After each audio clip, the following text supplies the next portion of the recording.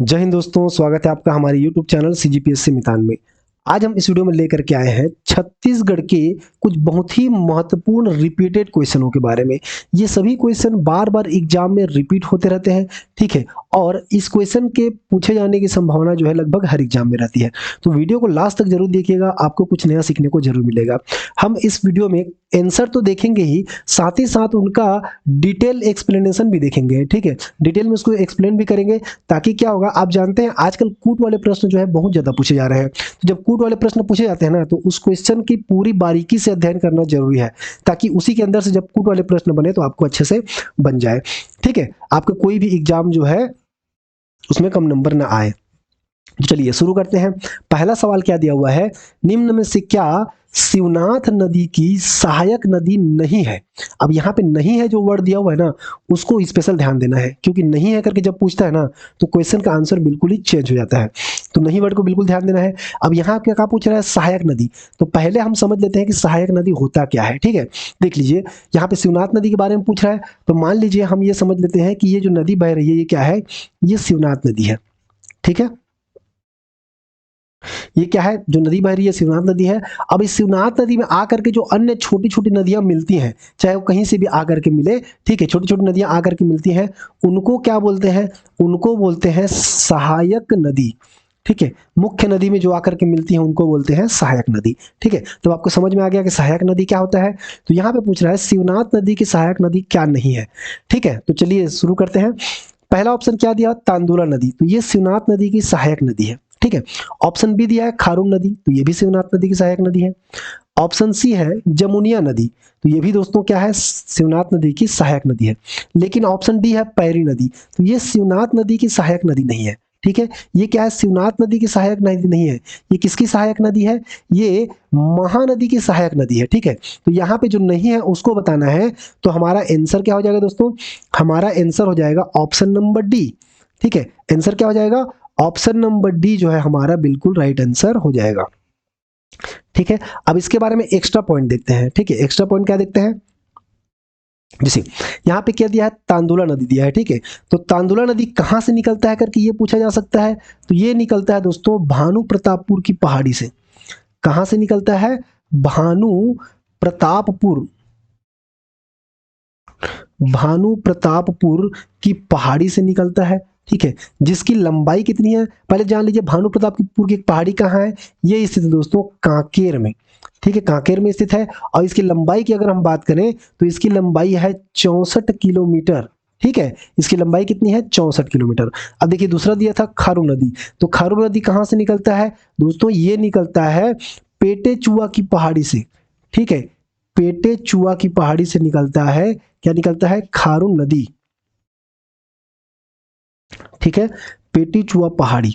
अब ये पेटीचुआ पहाड़ी कहाँ स्थित है, तो ये पहाड़ी स्थित है बालोद जिला में, ठीक है? ये बालोद जिला में स्थित है। इसकी लंबाई की हम बात करें तो ये है 120 किलोमीटर। इसकी लंबाई कितनी है खारून नदी की, 120 किलोमीटर। अब अगला क्या दिया है, जमुनिया नदी। जमुनिया नदी कहाँ से निकलता है दोस्तों, तो ये बलौदाबाजार जिला से निकलता है, ठीक है? कहाँ से निकलता है, बलौदाबाजार जिला से ये निकलता है, ठीक? अब हमारा आंसर क्या है, पैरी नदी। तो पैरी नदी कहाँ, किसकी सहायक नदी है, ये महानदी की सहायक नदी है, ठीक है? महानदी की सहायक नदी है, ठीक है? अब देखिए पैरी नदी से एक और चीज देख लीजिए, ठीक है? एक स्थान है दोस्तों राजिम, ठीक है? पैरी नदी कहां पर आकर के शिवनाथ नदी से मिलती है, सॉरी, पैरी नदी कहां पर आकर के महानदी से मिलती है, तो ये राजिम में आकर के मिलती है, ठीक है? राजिम में क्या है, त्रिवेणी संगम है। राजिम में क्या है दोस्तों, त्रिवेणी संगम। राजिम में क्या स्थित है, त्रिवेणी संगम। अब त्रिवेणी संगम से कहने का क्या तात्पर्य है, यहाँ पे 3 नदियों का संगम है। कौन कौन सी, पहली तो हो गई ये महानदी, ठीक है?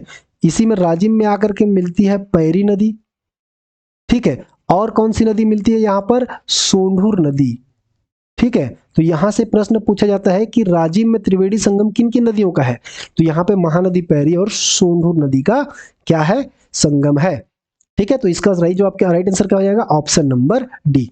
चलिए अगला प्रश्न देखते हैं। देखिए यहां पर खाली एक प्रश्न पूछा था हमने, उसका बहुत सारा डिटेल बताया है। ठीक है, सभी आपके एग्जाम के दृष्टि से बहुत ही महत्वपूर्ण है, तो वीडियो को लास्ट तक जरूर देखिएगा, आराम से देखिए। ठीक है, हड़बड़ी में मत रहिएगा, इससे क्या होगा कि आपका क्वेश्चन जो है एग्जाम में छूट सकता है। चलिए अगला प्रश्न क्या है, छत्तीसगढ़ के प्रथम इतिहासकार कौन है। ठीक है, टू द पॉइंट क्वेश्चन है, सीधा सीधा प्रश्न पूछा है, लेकिन इसके बारे में हम डिटेल से पढ़ेंगे। ऑप्शन ए दिया है लोचन प्रसाद पांडे, ठीक है, ये नहीं है।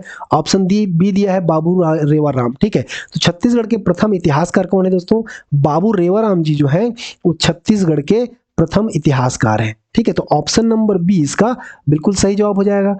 ठीक है, अब इनके बारे में हम क्या क्या जानते हैं पूरा डिटेल से पढ़ लेते हैं। जब यहाँ पे बाबू रेवाराम के बारे में पूछ रहा है तो इनसे संबंधित क्या क्या क्वेश्चन पूछा जाता है या अब तक पूछे गए हैं उनको भी हम देख लेते हैं।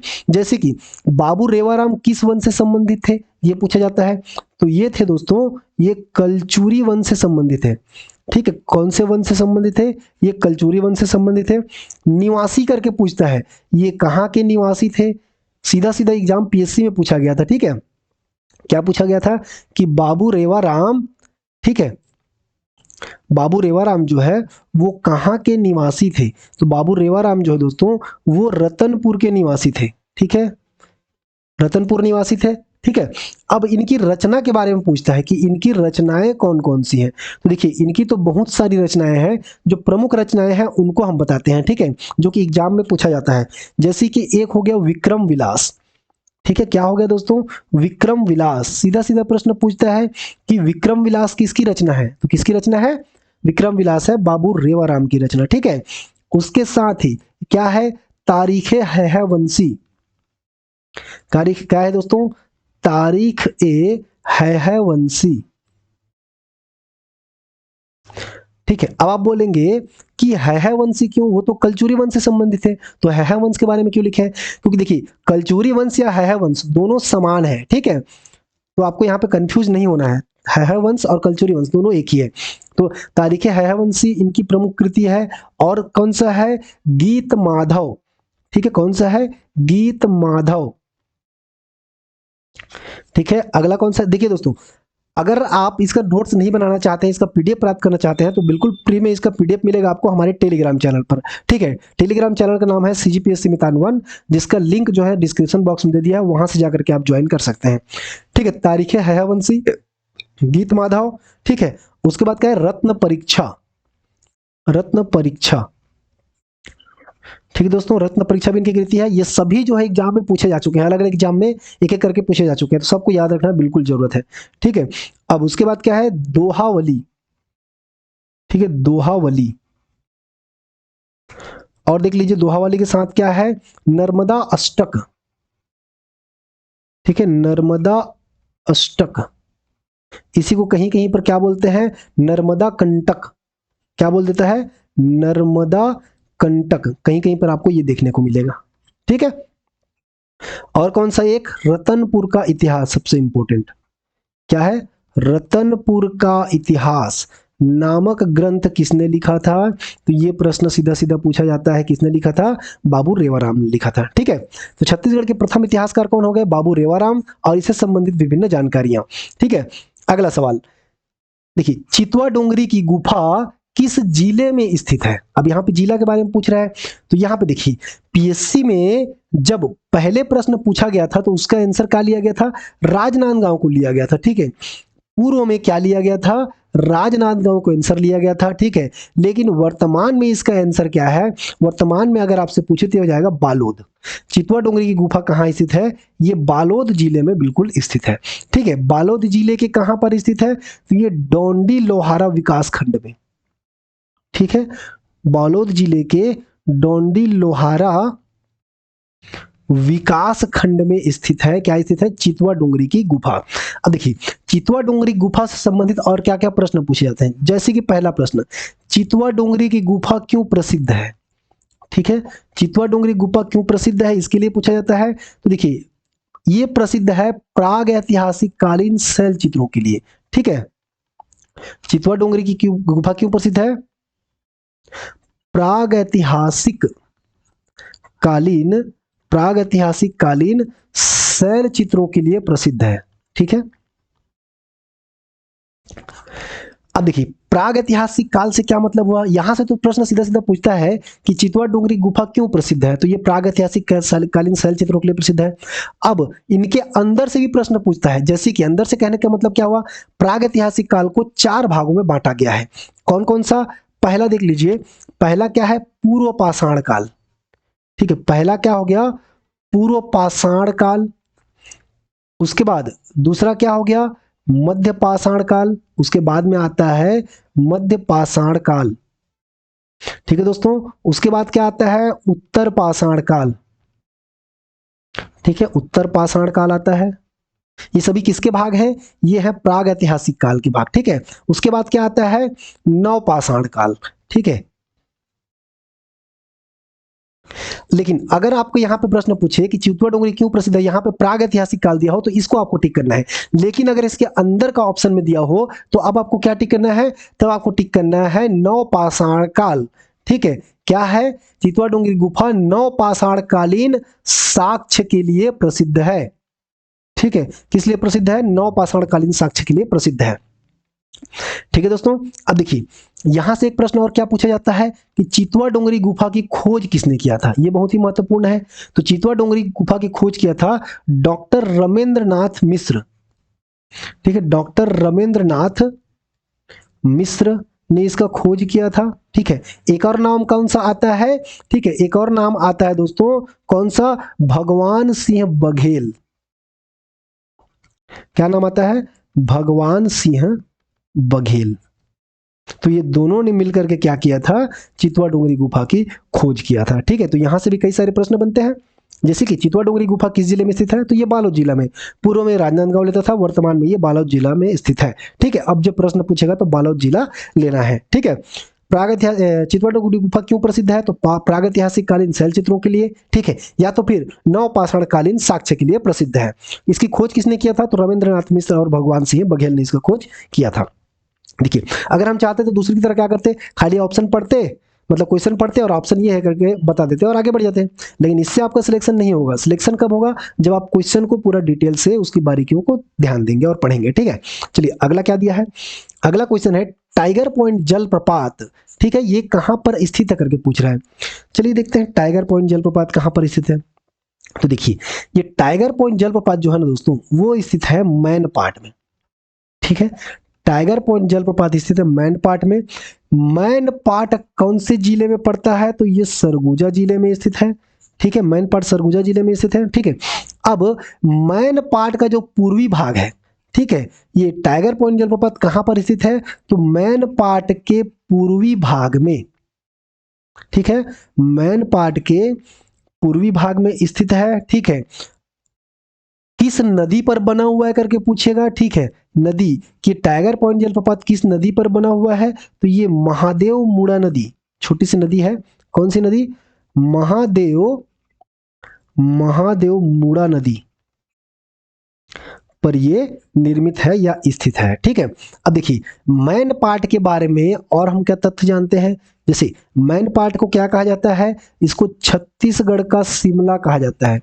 मैनपाट को छत्तीसगढ़ का क्या कहते हैं, शिमला कहते हैं दोस्तों। ठीक है, और मैनपाट को और क्या कहते हैं, इसको कहते हैं छत्तीसगढ़ का तिब्बत भी इसको कहा जाता है।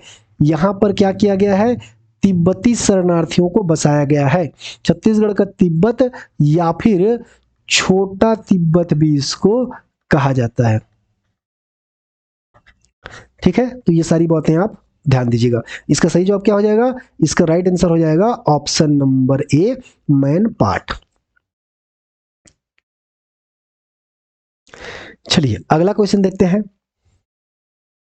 नेक्स्ट क्वेश्चन क्या दिया है, छत्तीसगढ़ के मैकल क्षेत्र में किस राजवंश का शासन था। क्या क्या दिया है, पांडु वंश, वकाटक वंश, कलचुरी वंश और सरबपुरी वंश। तो इनमें से किस राजवंश का शासन छत्तीसगढ़ के मैकल क्षेत्र में स्थित था। ठीक है, तो मैकल क्षेत्र में किसका शासन स्थित है दोस्तों, तो वो स्थित था पांडु वंश का। ठीक है, ऑप्शन नंबर ए इसका सही जवाब हो जाएगा। ठीक है, अब पांडु वंश को ही क्या कहा जाता है, इनको मैकल का सोम वंश कहा जाता है। पांडुवंश का क्या कहा जाता है? मैकल का सोमवंश भी कहा जाता है। ठीक है, यही जाकर क्या बोलते हैं अगला, सोमवंश आगे जाकर के पांडुवंश बनता है। ठीक है, इसी के शासक आगे जाकर के पांडुवंशी कहलाते हैं। अब देखिए इसके बारे में क्या क्या इंपॉर्टेंट हम जानते हैं, जैसे कि इसकी जानकारी, जो मैकल के सोमवंश है, इनकी जानकारी हमें कहां से मिलती है? तो इनकी जानकारी हमें मिलती है मल्हार ताम्रपत्र से। कहां से मिलती है दोस्तों? मल्हार ताम्रपत्र से इसकी जानकारी मिलती है। अब मल्हार ताम्रपत्र, मल्हार कहाँ है? ये बिलासपुर में स्थित है। ठीक है, अब इनकी राजधानी क्या थी? ये भी प्रश्न पूछा जाता है कि इनकी राजधानी कहाँ थी दोस्तों? तो राजधानी थी अमरकंटक। ठीक है, इनकी राजधानी थी अमरकंटक। अगला देखिए शासनकाल, इसका शासनकाल किस समय में था? ठीक है, तो शासनकाल की अगर हम बात करें तो ये 5वीं शताब्दी, ठीक है, 5वीं शताब्दी के समय इनका शासनकाल चल रहा था। ठीक है, अब इसमें शासक कौन कौन से हुए? देखिए प्रश्न सीधा सीधा पूछता है, क्या प्रश्न पूछता है कि निम्न में से कौन मैकल के सोमवंश का शासक नहीं है, या पांडु वंश का शासक नहीं है, या फिर मैकल क्षेत्र का शासक नहीं है, ऐसा प्रश्न पूछेगा। तो इसके लिए आपको शासक का नाम याद रखना जरूरी है। तो देखिए जितने भी शासक है ना, सब बल वाले हैं, सब बलशाली हैं। कहने का तात्पर्य क्या हुआ? देखिए सबसे इनका प्रथम शासक कौन सा हुआ? जयबल। ठीक है, प्रथम शासक हुआ जयबल। उसके बाद कौन हुआ? वत्सबल। सब में बल आएगा। ठीक है, वत्सबल। उसके बाद कौन शासक हुआ दोस्तों? तो नागबल। ठीक है, उसके बाद शासक हुआ नागबल। ठीक है, नागबल के बाद कौन बना? भरतबल। ठीक है, भरत बल के बारे में हम थोड़ा सा डिटेल से पढ़ते हैं, क्योंकि यहां से एग्जाम में प्रश्न पूछे जाते हैं। भरत बल को कभी कभी क्या बोला जाता है? इंद्र बल कहा जाता है। ये भरत बल का क्या है? उपनाम है इंद्र बल। अब देखिए प्रश्न में अगर इंद्र बल दे देगा तो आप ये कंफ्यूज मत होना, अरे सर ने तो हमको भरत बल बताया था, इंद्र बल के बारे में तो बताया ही नहीं था। तो कंफ्यूज नहीं होना है, भरत बल ही कौन है? इंद्र बल है। ठीक है, इसका विवाह किससे होता है दोस्तों? इसका विवाह होता है लोक प्रकाशा से। ठीक है, भरत बल का विवाह होता है लोक प्रकाशा से। ठीक है, अब ये लोक प्रकाशा कौन है भाई? तो लोक प्रकाशा जो है दोस्तों वो कौन है? सरभपुरीय राजकुमारी। ठीक है, सरभपुरीय राजकुमारी से इसका विवाह होता है। ठीक है, सरभपुरीय राजकुमारी कौन? लोक प्रकाशा से विवाह होता है भरत बल का, या तो फिर इसी को हम कहें, क्या कह सकते हैं इसको? इसको हम कह सकते हैं इंद्रबल। ठीक है, इनका होता है विवाह। अब इनका विवाह से दो पुत्र जन्म लेते हैं। ठीक है, पहला तो पुत्र हो गया, कौन हो गया दोस्तों? सूरबल। ठीक है, जो जा करके अगला क्या करता है? इनका उत्तराधिकारी बनता है। ठीक है, और एक और पुत्र, इनका दूसरा पुत्र कौन होता है? उदयन। ठीक है, तो सूरबल तो उत्तराधिकारी बनता है इसका। अब उदयन कौन है? तो जो सिरपुर का पांडु वंश है ना, उसका आदि पुरुष है। ठीक है, उदयन कौन है? सिरपुर के पांडु वंश के, ठीक है, सिरपुर के पांडु वंश, सिरपुर पांडु वंश के आदि पुरुष। ठीक है, सिरपुर पांडु वंश के आदि पुरुष कौन है? तो वो हो जाएंगे उदयन। ठीक है, तो इतनी सारी चीजें आपको याद रखनी है, थोड़ा सा डिटेल में बता दिए हैं ताकि क्वेश्चन जब आए तो आपसे अच्छे से बन जाए। अगला क्वेश्चन, ठीक है, रामायण काल में छत्तीसगढ़ को किस नाम से जानते थे? ठीक है, ऑप्शन क्या दिया है? कोसल। ठीक है, क्या दिया? कोसल, दक्षिण कोसल, दंडकारण्य, या फिर महाकोसल। तो रामायण काल में छत्तीसगढ़ को जानते थे दोस्तों दक्षिण कोसल के नाम से। ठीक है, तो ऑप्शन नंबर 20 का सही जवाब हो जाएगा। अब देखिए रामायण काल में जो कोसल क्षेत्र था वो दो भागों में बटा हुआ था। एक कौन था? उत्तर कोसल। ठीक है, कौन सा हो गया? उत्तर कोसल। ठीक है, तो राम भगवान के दो पुत्र थे, आप जानते हैं। ठीक है, राम भगवान के दो पुत्र थे, एक कौन थे? लव, दूसरा थे कुश। तो कोसल का जो उत्तर कोसल क्षेत्र था ये किनको दिया गया था? लव को। ठीक है, लव को दिया गया था। ठीक है, जिनकी राजधानी कौन सी थी? उसकी राजधानी थी श्रावस्ती। ये भी आपको याद रखना है। ठीक है, उत्तर कोसल की राजधानी क्या थी? श्रावस्ती, जिसके शासक थे लव। ठीक है, उनके दूसरे पुत्र कौन थे? कुश। ठीक है, तो कुश को कौन सा मिला था? दक्षिण कोसल का हिस्सा मिला था, दक्षिण कोसल। ठीक है, दक्षिण कोसल किसको मिला था? कुश को। अब इनकी राजधानी क्या थी? तो कुश की राजधानी थी कुश स्थली। ठीक है दोस्तों, कुश की राजधानी क्या थी? कुश स्थली उसकी राजधानी थी। तो ये आपको याद रखना है। ठीक है, अब दक्षिण कोसल को ही उस टाइम क्या कहा जाता था? छत्तीसगढ़। वर्तमान छत्तीसगढ़ को उस टाइम क्या कहा जाता था? दक्षिण कोसल कहा जाता था। अगला क्वेश्चन, छत्तीसगढ़ में जामवंत परियोजना कहां पर संचालित है? ठीक है, छत्तीसगढ़ में क्या चीज? जामवंत परियोजना। तो भैया पहले तो समझिए जामवंत परियोजना होता क्या है। ठीक है, जामवंत किसको बोलते हैं? भालू को। ठीक है, जामवंत परियोजना किसके लिए संचालित किया जा रहा है? तो ये भालू के संरक्षण के लिए। ठीक है, भालू के संरक्षण के लिए जामवंत परियोजना संचालित किया जा रहा है, जिसका शुभारंभ, ठीक है, शुभारंभ कब से किया गया है? 2014 से जामवंत परियोजना छत्तीसगढ़ में संचालित है। क्षेत्र पूछता है आपसे कि कौन कौन से क्षेत्र में जामवंत परियोजना संचालित है। तो पहला देख लीजिए मरवाही। ठीक है, मरवाही क्षेत्र में है। तो मरवाही कौन से जिला में आता है दोस्तों? तो ये आता है गौरेला, पेंड्रा, मरवाही जिले में। ठीक है, अब दूसरा देख लीजिए, दूसरा क्या है? मनेन्द्रगढ़। ठीक है, मनेन्द्रगढ़ क्षेत्र में जामुन परियोजना संचालित है। ये कौन से जिले में है? ये है मनेन्द्रगढ़, चिरमिरी, भरतपुर जिले में। ठीक है, अब तीसरा कौन सा है? तीसरा है कटघोरा, कटघोरा तहसील में या कटघोरा क्षेत्र में। ठीक है, ये कौन से जिले में आता है दोस्तों? तो ये आता है कोरबा जिले में। ठीक है, अब देखिए तीनों के तीनों जो वन क्षेत्र हैं ये कौन से वन मंडल के अंतर्गत में आते हैं?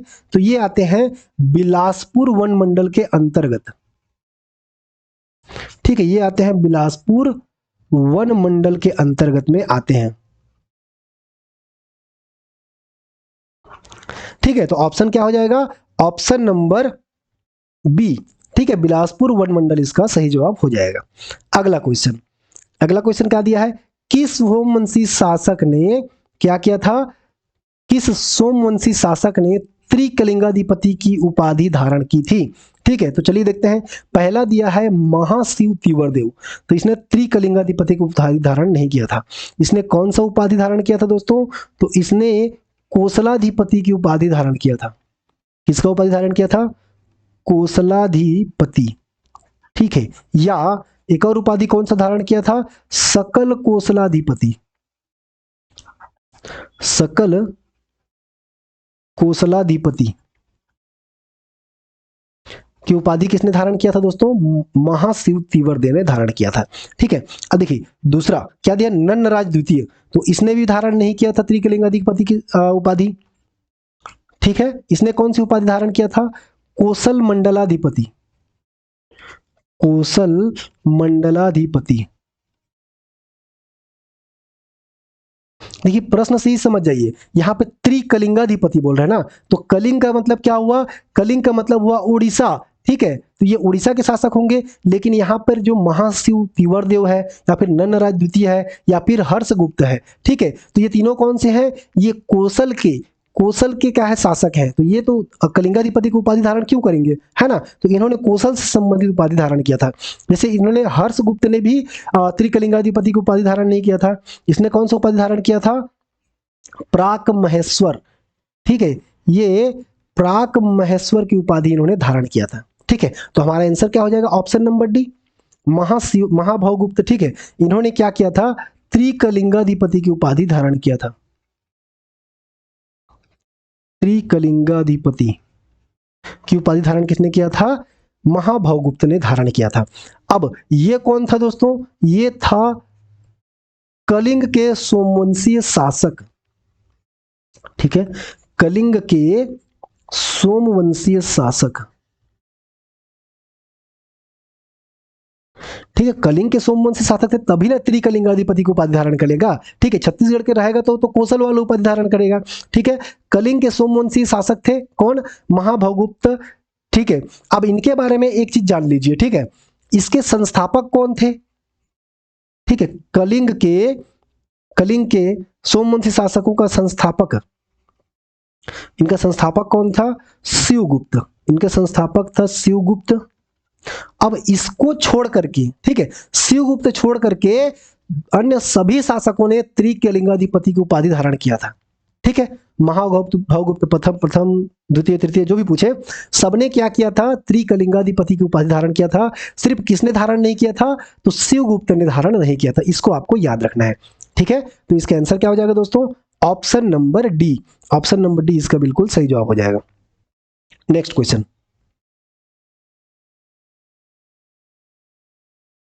ठीक है, क्या है, छत्तीसगढ़ में प्राचीन काल का सर्वप्रथम राजवंश कौन सा था। ठीक है, छत्तीसगढ़ का सर्वप्राचीन प्राचीन राजवंश कौन सा था। ठीक है, तो चलिए देखते हैं। सर्वप्राचीन राजवंश, ऑप्शन ए राजर्षि तुल्य कुल वंश, ऑप्शन बी सरबपुर्य वंश, ऑप्शन सी नल वंश, या फिर ऑप्शन डी पांडु वंश। तो छत्तीसगढ़ का जो सबसे प्राचीन कालीन राजवंश था दोस्तों, वो था ऑप्शन नंबर ए राजर्षि तुल्य कुल वंश। ठीक है, अब इसके प्रथम शासक के बारे में अगर पूछेगा, ठीक है, प्रथम शासक, स्कूल के प्रथम शासक कौन थे, तो प्रथम शासक थे दोस्तों सूरा। ठीक है, सूरा इनके प्रथम शासक थे। अगर अंतिम शासक के बारे में पूछे कि अंतिम शासक कौन थे,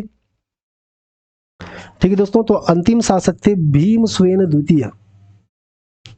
भीमसेन द्वितीय इनके क्या थे, अंतिम शासक थे। ठीक है, अब इनकी जानकारी कहां से मिलती है, यह भी प्रश्न पूछता है। ठीक है, कि राजर्षि तुल्य कुल वंश की, उसके बारे में जानकारी कहां से प्राप्त होती है, तो इनकी जानकारी प्राप्त हुई है आरंग ताम्रपत्र से।